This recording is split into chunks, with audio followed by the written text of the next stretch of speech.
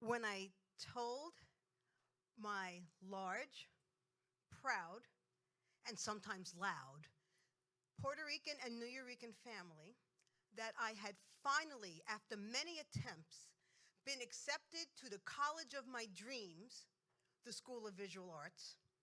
It was just one more drop in my historical, bottomless bucket of failure.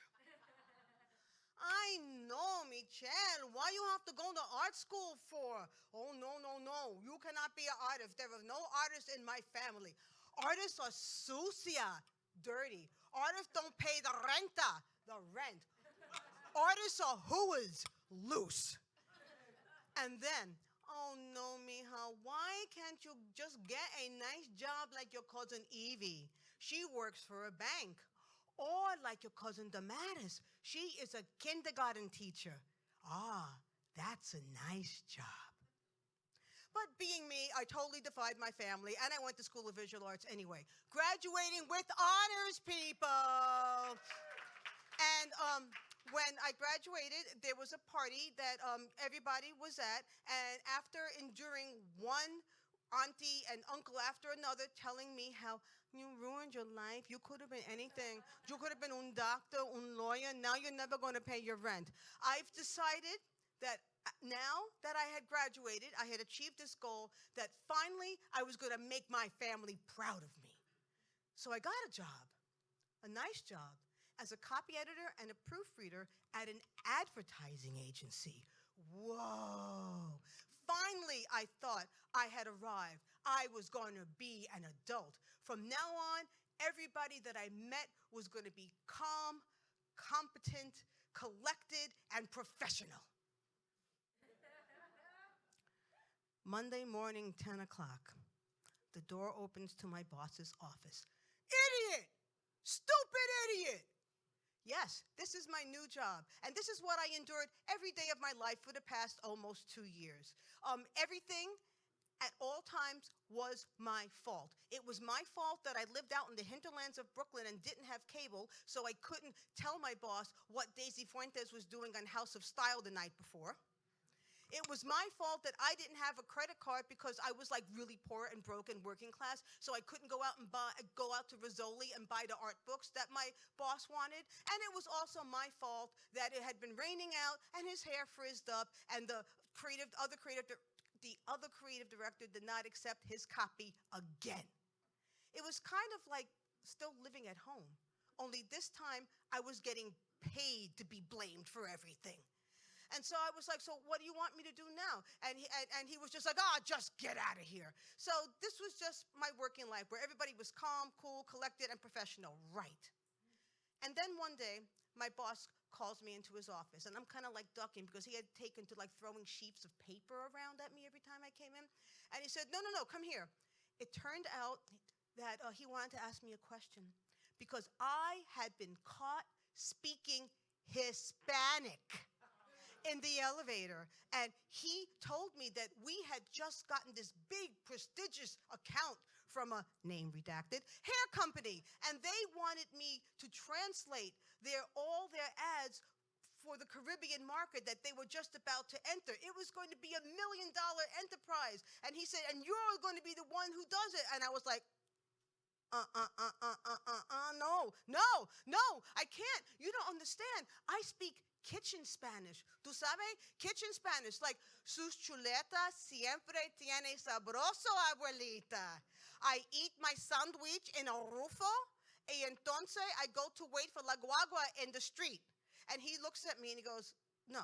And I said, yes, I can't do this. I said, what you need is a native Spanish speaker. What you need is someone who does this professionally for a living.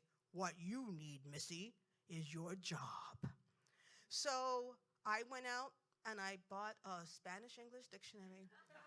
And I barricaded myself in my cubicle, tried to translate all the ads as best I could.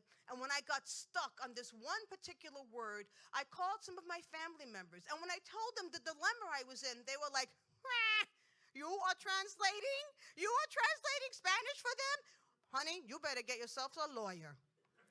And I was like, I'm going to do this. Like, I don't care. Like, I'm going to do this, and I'm getting paid for it, and just shut up. So I did it. I translated the ads as best as I could. I handed them in, and all was fine.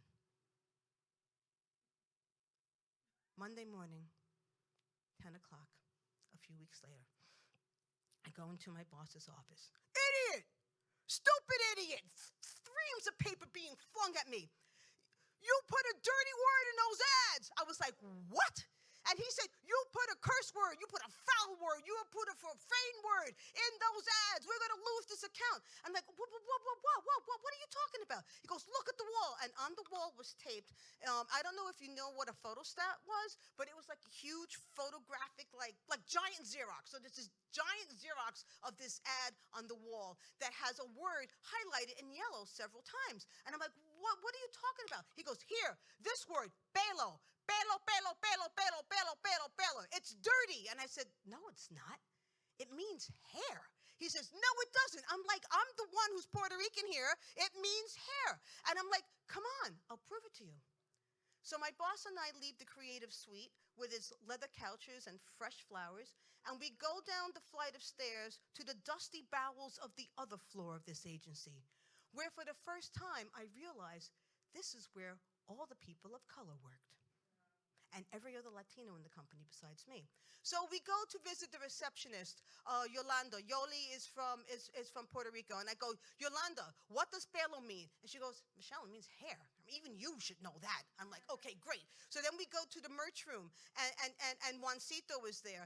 And Juancito is from the Dominican Republic. And I go, Juancito, what does pelo mean? He goes, pelo means hair, mommy. And I'm like, okay, see? So then we go we visit Delphine, who's in production. We visit the maintenance guy, Felipe.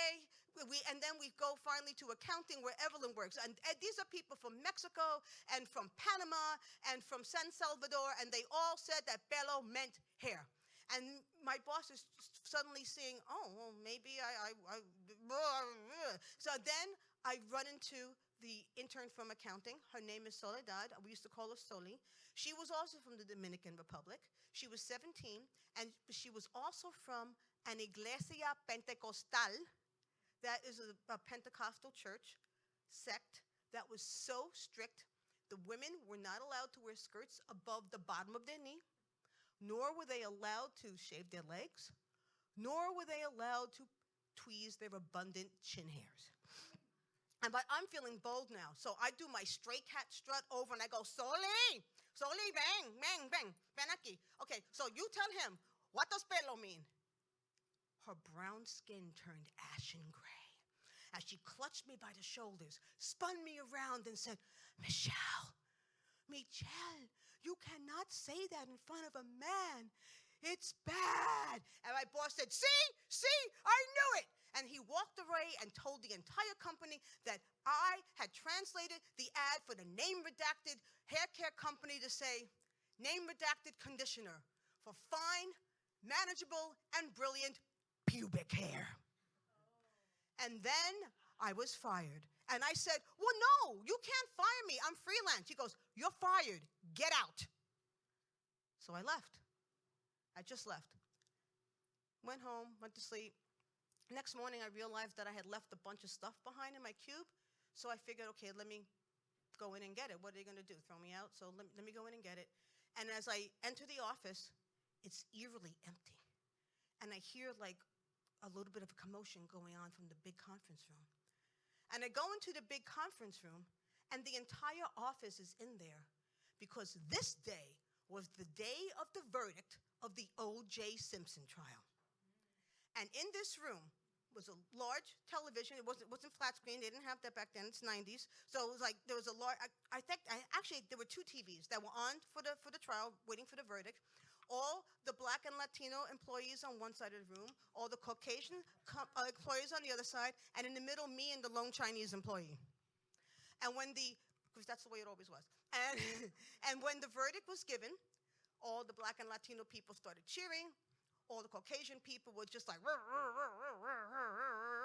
and me and the Chinese girl, we just left. But then this is when the rest of it started, because as I'm packing up my backpack with my meager belongings, we hear rumors starting to come in. They had taken over Grand Central Station.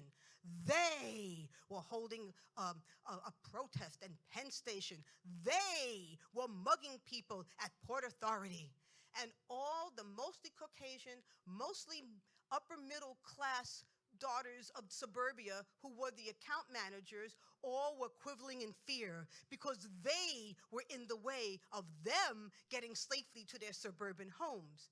And who do you think walked these quivering women home? You got it. They did, on the other side. And someone said to me, Michelle, do you need to be walked somewhere? I'm like, no, I don't need nobody to walk me nowhere. I'm going home. So I go in the elevator, and my boss is in there, and he's just staring straight ahead. And like, what am I going to say to him? I'm fired. It's over. But when I finally get back to Brooklyn, on the porch, there's a box. And in the box was a letter from Name Redacted Hair Care Company, along with 6 bottles each of their Name Redacted shampoo and conditioner. And the letter thanked me for my invaluable contribution to their Caribbean campaign. And I said, oh, all right, I don't got a job, but at least I'll be clean. Next morning, 10 o'clock, phone rings. It's my boss. Hey, why aren't you at work? And I'm like, what, you fired me? He goes, you can't be fired, you're freelance. Get your ass in here.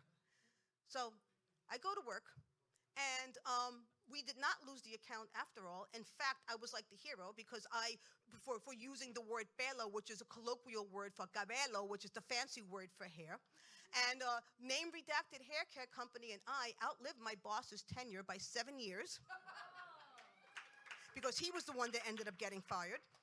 And for the next year, I had the most manageable, conditioned, and brilliant pelo in all of New York City, all over. Thank you.